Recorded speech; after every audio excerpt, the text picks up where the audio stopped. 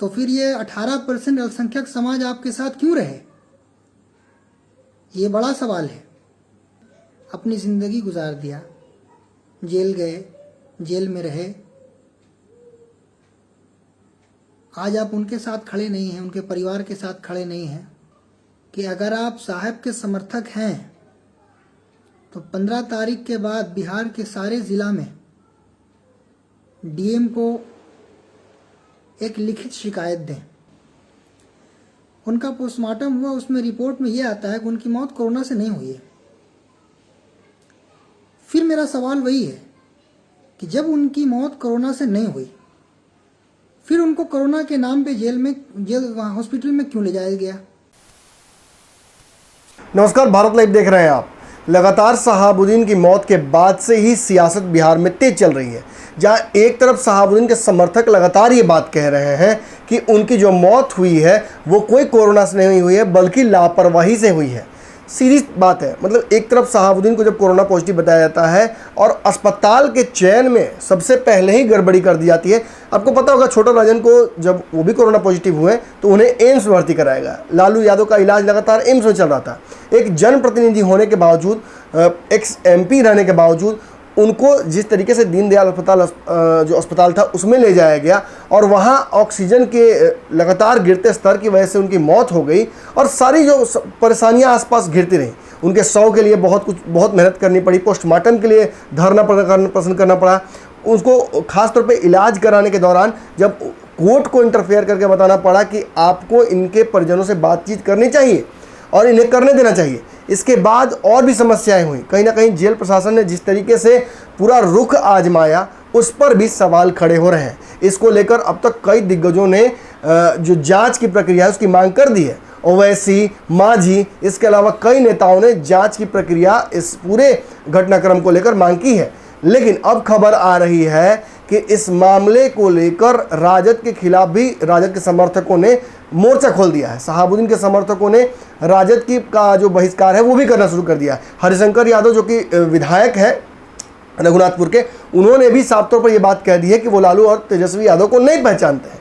इस विवाद को बढ़ता हुआ देखकर अब सोशल मीडिया पर एक वायरल वीडियो लगातार दिख रहा है। इफ्तिकार आलम नाम है इनका। अब देख सकते हैं कैसे ये शख्स लगातार लाइव वीडियो के माध्यम से पूरी तरह से ये साबित कर रहे हैं कि शहाबुद्दीन की जो मौत हुई है वो कोई कोरोना से नहीं हुई है, बल्कि शहाबुद्दीन को इंस्टीट्यूशनल तरीके से, एमडी इफ्तिकार नाम है इनका, इंस्टीट्यूशनल तरीके से शहाबुद्दीन को मार दिया गया। शहाबुद्दीन की मौत डेफिनेटली जिन परिस्थितियों में हुई है उसको लेकर जांच की मांग बहुत सारे लोग कर रहे हैं, लेकिन उनकी पार्टी ने अब तक इसको लेकर कोई ऑफिशियल स्टैंड नहीं दिया है। अब्दुल भाई सिद्दीकी ने जरूर क्षेत्र रक्षण का प्रयास किया था, लेकिन इस मुद्दे पर इस लड़के ने जो बातें कही हैं वो डेफिनेटली सुनने लायक है और एक बार सोचने लायक है। देखिए क्या कुछ कह रहे हैं।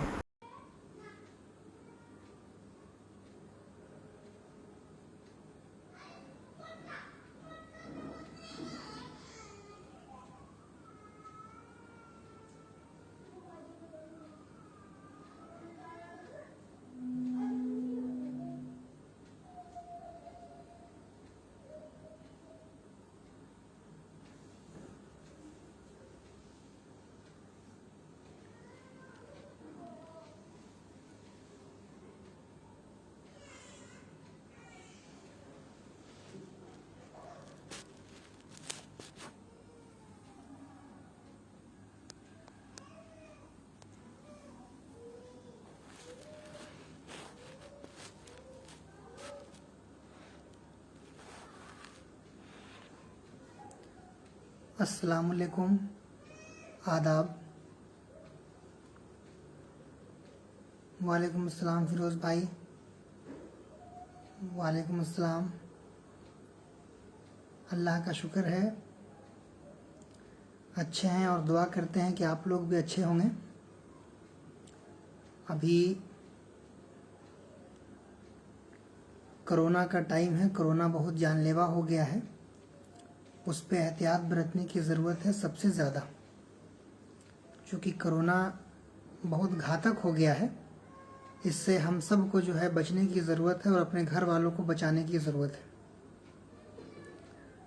आज लाइव आने का मेन जो मेरा मकसद था वो ये था कि जैसा कि आप सबको पता है, बहुत दुख की बात है ये कि राष्ट्रीय जनता दल के पूर्व सांसद और युग विकास पुरुष मोहम्मद शहाबुद्दीन साहब, जिनकी कोरोना के नाम पे एक राजनीतिक साजिश के तहत जो हत्या हुई,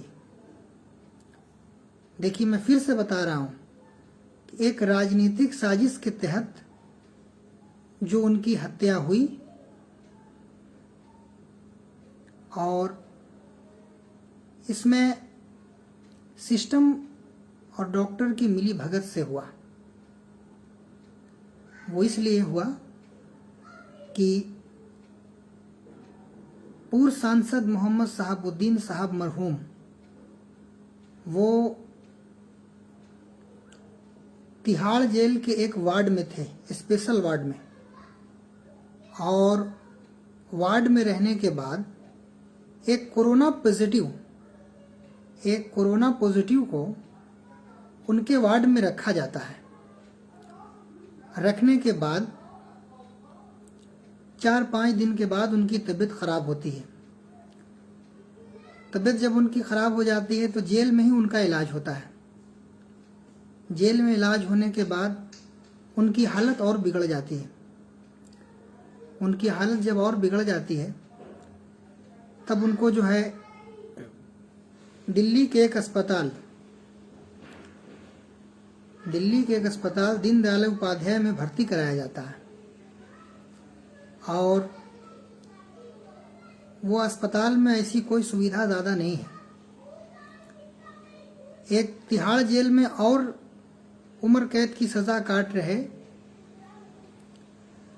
वो छोटा राजन, उनको भी कोरोना पॉजिटिव होता है।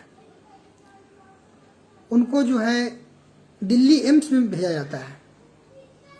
और जो 4 बार लोकसभा के सदस्य और 2 बार विधानसभा के सदस्य रह चुके हैं, उनको दीनदयाल में भेजा जाता है।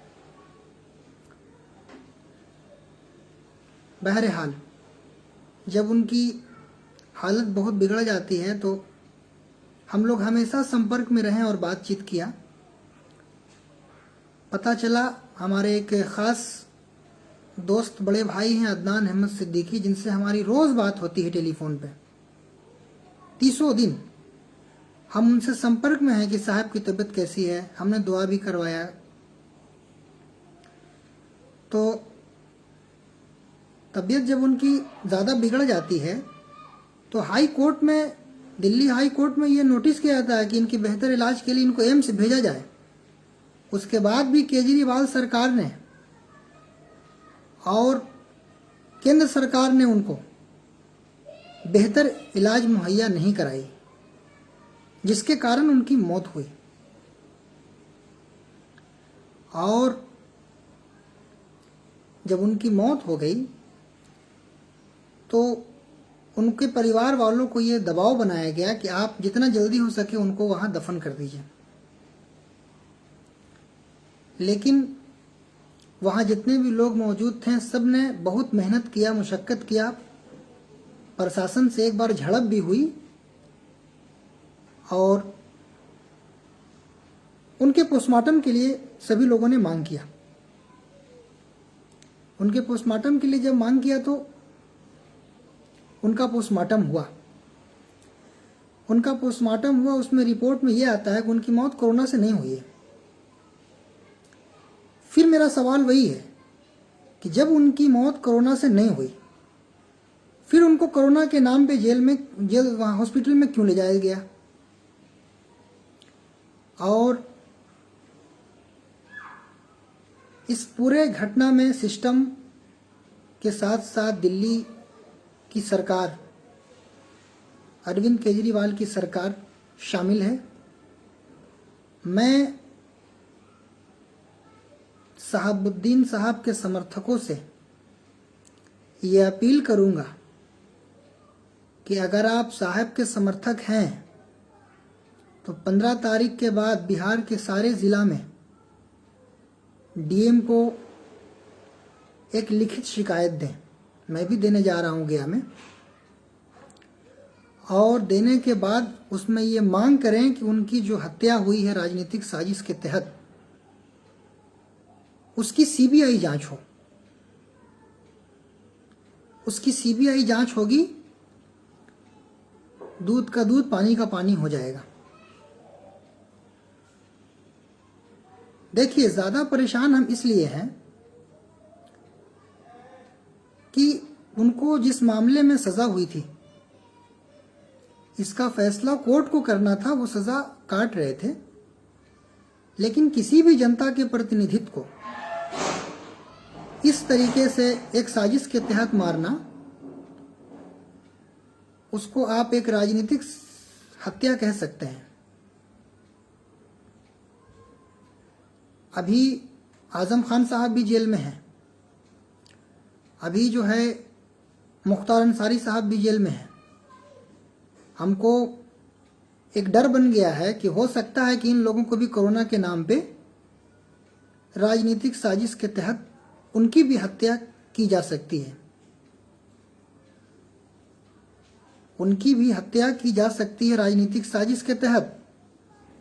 आज जो लोग आवाज़ नहीं उठा रहे हैं, ये मामला सिर्फ शहाबुद्दीन साहब का नहीं है, ये मामला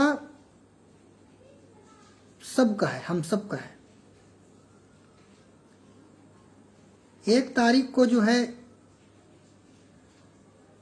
उनका इंतकाल हुआ था। 3 तारीख तक हमने बहुत इंतज़ार करने के बाद सोचा कि हो सकता है कि पार्टी का कुछ स्टैंड आएगा। पार्टी का कोई स्टैंड नहीं आया।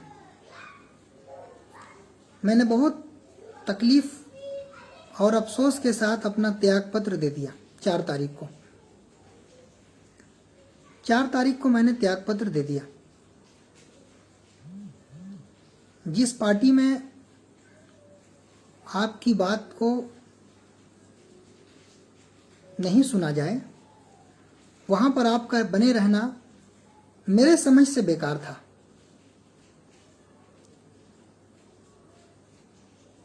और जब मैंने 4 तारीख को त्यागपत्र दिया, हमारे प्रदेश अध्यक्ष राजद अल्पसंख्यक प्रकोष्ठ के प्रोफेसर खालिद साहब को मैंने व्हाट्सएप पे भेज दिया। उसके बाद मैं शहाबुद्दीन साहब के लिए लड़ाई लड़ रहा हूं।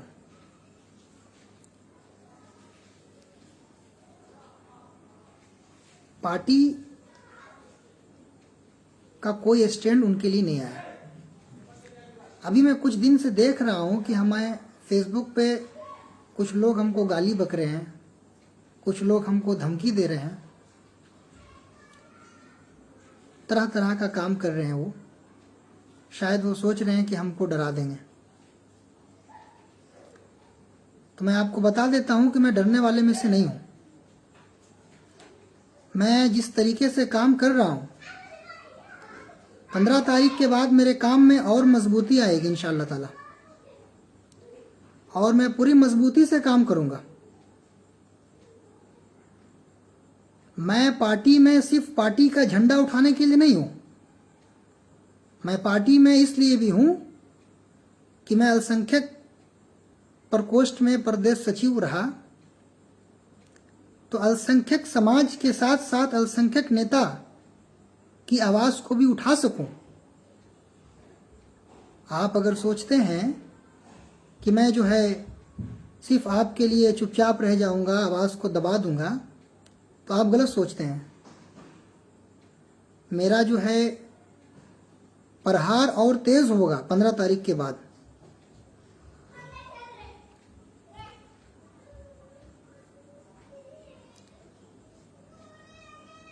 पाँच तारीख को शहाबुद्दीन साहब का परिवार सिवान आ गया था। आज 4 दिन हो गया है, अभी तक उनसे मिलने के लिए तेजस्वी यादव क्यों नहीं गए? ये बड़ा सवाल है। तेजस्वी यादव जी को चाहिए था कि उनसे जाके मिले। शहाबुद्दीन साहब के परिवार को सिर्फ विधानसभा चुनाव में ही इस्तेमाल नहीं करना है। विधानसभा चुनाव के बाद भी हम उनके साथ रहेंगे।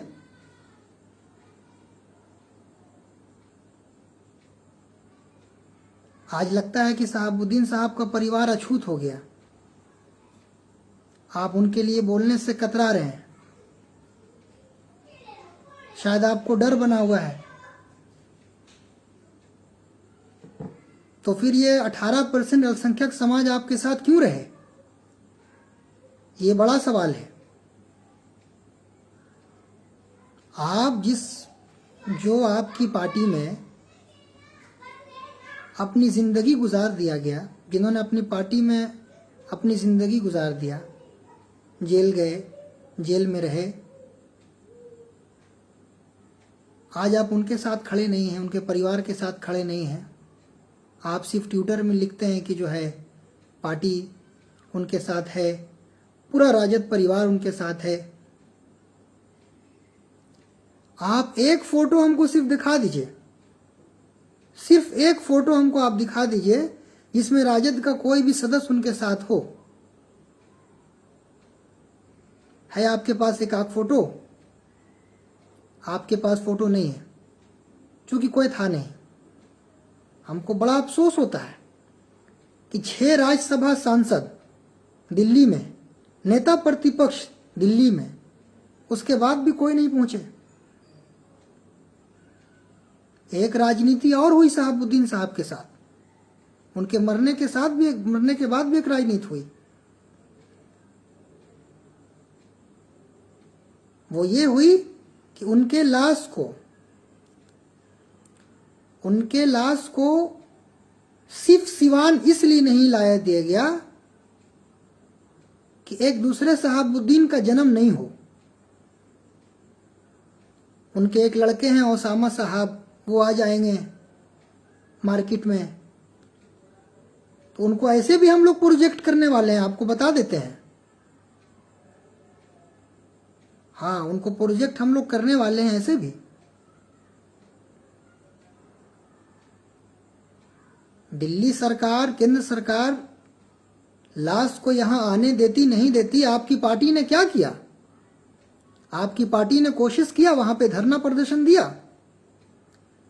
नहीं दिया। आज आपके लोग हमको गाली बक रहे हैं। हमको गाली बकने से समस्या का हल नहीं होगा, हमको ओवैसी का एजेंट बोलने से समस्या का हल नहीं होगा। 11 साल तक आपकी पार्टी के लिए हमने निस्वार्थ काम किया है। प्रखंड लेवल से लेके, जिला लेवल से लेके प्रदेश लेवल तक कई लोगों को आरजेडी का सदस्यता दिलवाया है। आज आपके लोग हमको बोल रहे हैं कि ओवैसी का एजेंट है। हम ओवैसी का एजेंट लगते हैं आपको? मतलब अपने समाज के लोगों के लिए अगर हम आवाज उठाएं तो हम ओवैसी के एजेंट हो गए। वाह,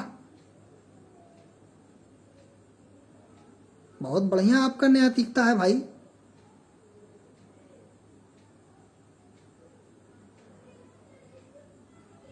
भाजपा का एक एंकर है रोहित सरदना, और रोहित सरदना जो है वो, उसकी मौत होती है यूपी में। उसके घर को जो है, उसके लाश को भेजा जाता है, जो कोरोना पॉजिटिव था। तो फिर शहाबुद्दीन साहब जिनका रिपोर्ट नेगेटिव आया, तो उनके लाश को यहां क्यों नहीं लाया गया?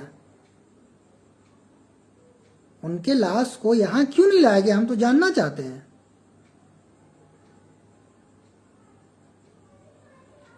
मतलब सिर्फ इस्तेमाल कीजिएगा आप, शहाबुद्दीन साहब को आप सिर्फ इस्तेमाल करना चाहते हैं। 9/7/2020 में भी वही हुआ। पटना के एक सम्मेलन में हमने देखा कि शहाबुद्दीन साहब का फोटो नहीं है।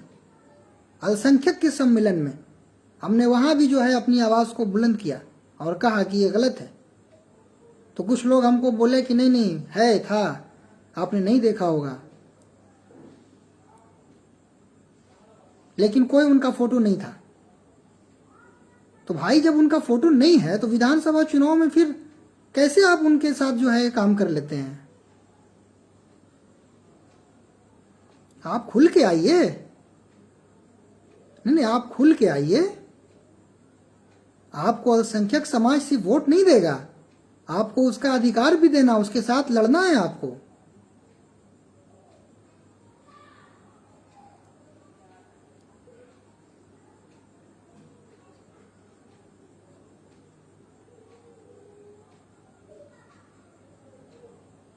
लॉकडाउन ख़त्म होगा, पूरे बिहार में इसका आंदोलन होगा और हर ज़िला में, पूरे ज़िला भर से लोग जो है डीएम को शिकायत पत्र लिख के देंगे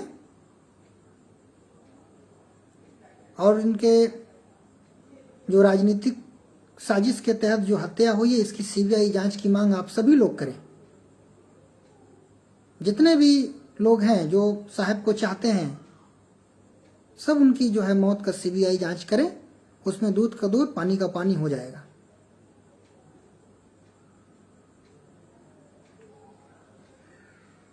अब बताइए कि बड़े शर्म की बात है कि अल्पसंख्यक समाज में अगर कोई इंसान डेथ कर जाता है तो उसकी वाइफ को 3 महीना तक इद्दत में रहना पड़ता है, ना वो किसी को देख सकती है ना उसको कोई देख सकता है। अब उनका 2020 का पुराना वीडियो उसको लोग वायरल करते हैं और कहते हैं कि देखिए मैडम का आ गया है, ये मैडम का आ गया है, मैडम जो है साथ हैं पार्टी के। आप ओसामा साहब के साथ एक ठो प्रेस कॉन्फ्रेंस करके कहिए कि पूरा राजद परिवार साथ है हिम्मत कीजिए, नहीं कीजिएगा। आप सिर्फ चाहते हैं कि मतलब अल्पसंख्यक है इसको भाजपा का डर दिखा के इस्तेमाल करो, ऐसा नहीं है। भाजपा का डर दिखा के आप हमको इस्तेमाल नहीं कर सकते हैं। और हम आपकी पार्टी में अगर हैं, आपकी पार्टी के लिए अगर हम काम करते हैं तो हम हक की बात भी बोलेंगे, चाहे आपको तकलीफ हो, मुझे इससे कोई ऐतराज़ नहीं है। मैं पार्टी में हूं तो आपके लिए काम अगर कर रहा हूं तो आपको मैं जरूरत पड़ने पे आपसे मैं सवाल भी करूंगा। आप इस भरम में मत रहिए कि आपसे सलाम नहीं कर, आपको से हम जो है सवाल नहीं करेंगे। सवाल क्यों नहीं करेंगे? गलत नीति के खिलाफ सवाल होगी। पार्टी अगर गलत करेगी तो उससे सवाल होगा, अब आपको जवाब देना पड़ेगा। एक हमारे राहुल भाई लिख रहे हैं कि मैडम राजद के साथ हैं, तो थोड़ा वेट कर लीजिए राहुल भाई, पता चल जाएगा कि मैडम किसके साथ हैं। ठीक है ना? मैडम से हम भी संपर्क में रहते हैं। मैडम को कॉल लगा के ज़रा सा उनसे पूछिए कि मोहम्मद इफ्तिखार गया में कौन है, मैडम बताएंगी। आप हमको ये मत समझिए कि हम मैडम से मिले हुए नहीं हैं या मैडम से हमारी बातचीत नहीं होती है। उनके सारे परिवारों से मेरा पुराना रिलेशन है।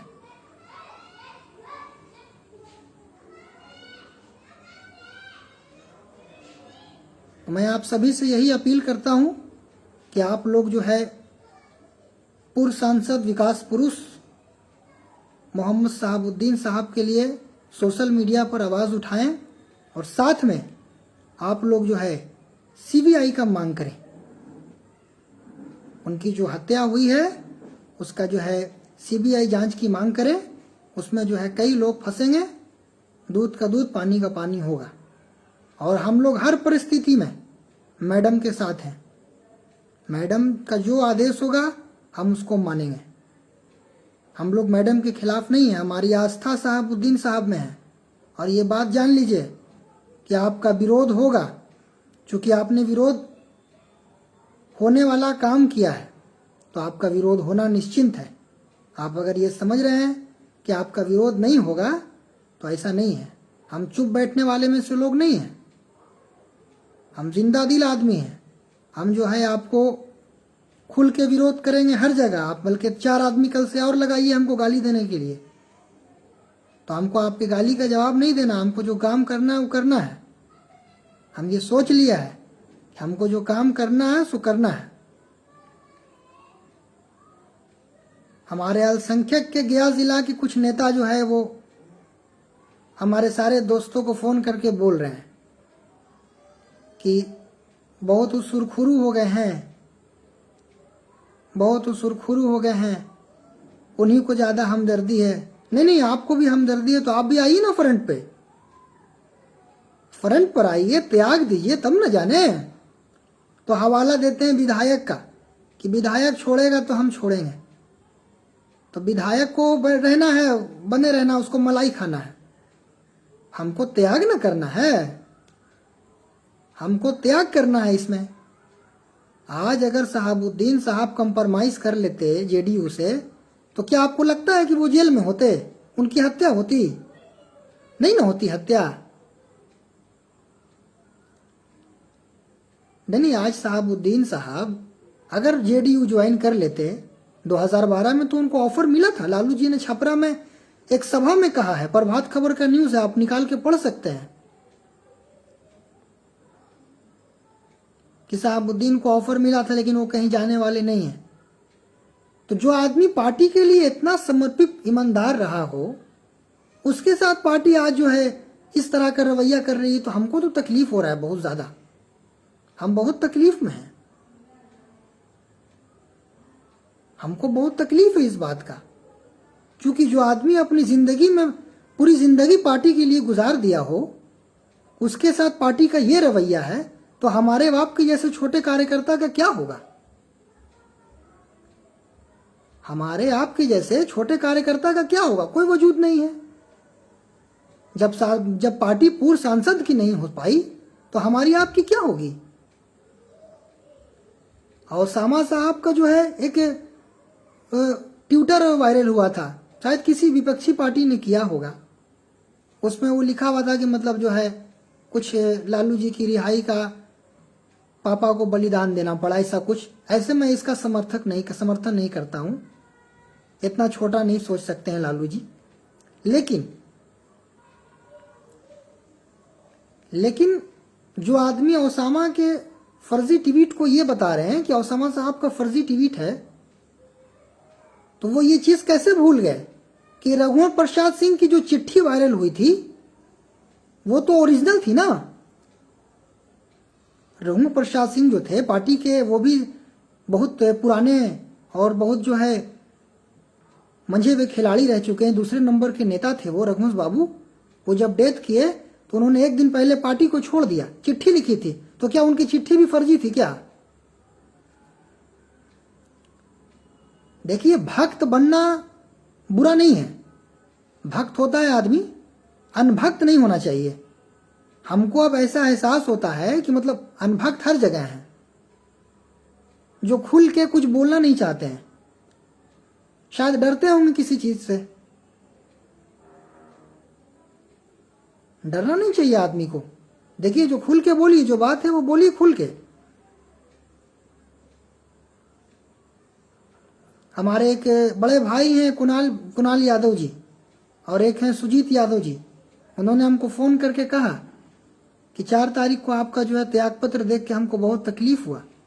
तो कुणाल भाई, हम बहुत आहत हैं, हमारी आस्था शहाबुद्दीन साहब के साथ जुटी हुई है, और उनके साथ इस तरह का चीज़ हुआ तो हमको लगा ऐसा कि भाई जो शहाबुद्दीन साहब का नहीं हुआ, वो हमारा आपका क्या होगा। सुजीत भाई ने भी हमको 2 बार फ़ोन किया और कहा कि इफ्तिखार भाई, हम आपके साथ हैं, आपने जो भी किया है वो बिल्कुल सही किया है, पार्टी का जो है रवैया उनके लिए ठीक नहीं है।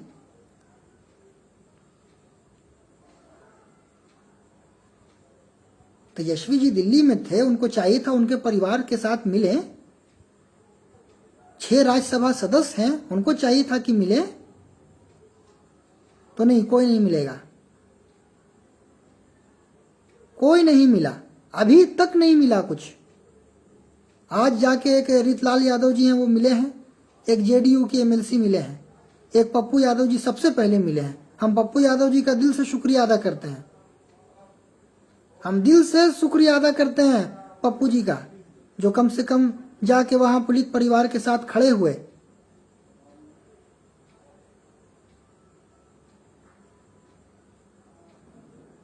एक शेर सुना देते हैं आप सभी को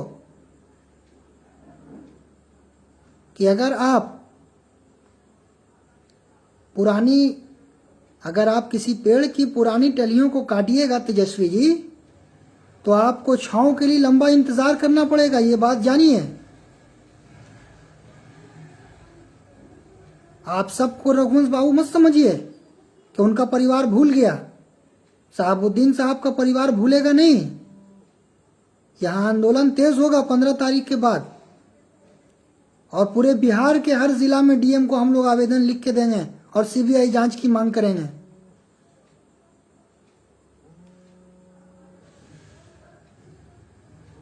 ठीक है, इसी सब बात के साथ हम अपनी बात को समाप्त करते हैं। अगर ये वीडियो पसंद आई और वह बिहार के राजनीति और बिहारियत से सरोकार रखेनी तो सब्सक्राइब बटन दबा के चैनल के सब्सक्राइब कर ली। ओजे एगो घंटी बा, ओकरा बटन दबा देला से कुल सटीक और मारक खबर रुआ मुफ्त में मिल जाई। अगर रुआ पत्रकारिता के हमनी के नया प्रयोग में सहयोग कर चाहतानी तो ज्वाइन बटन दबा दी। पेटीएम नंबर नोट कर ली 9386816700। धन्यवाद।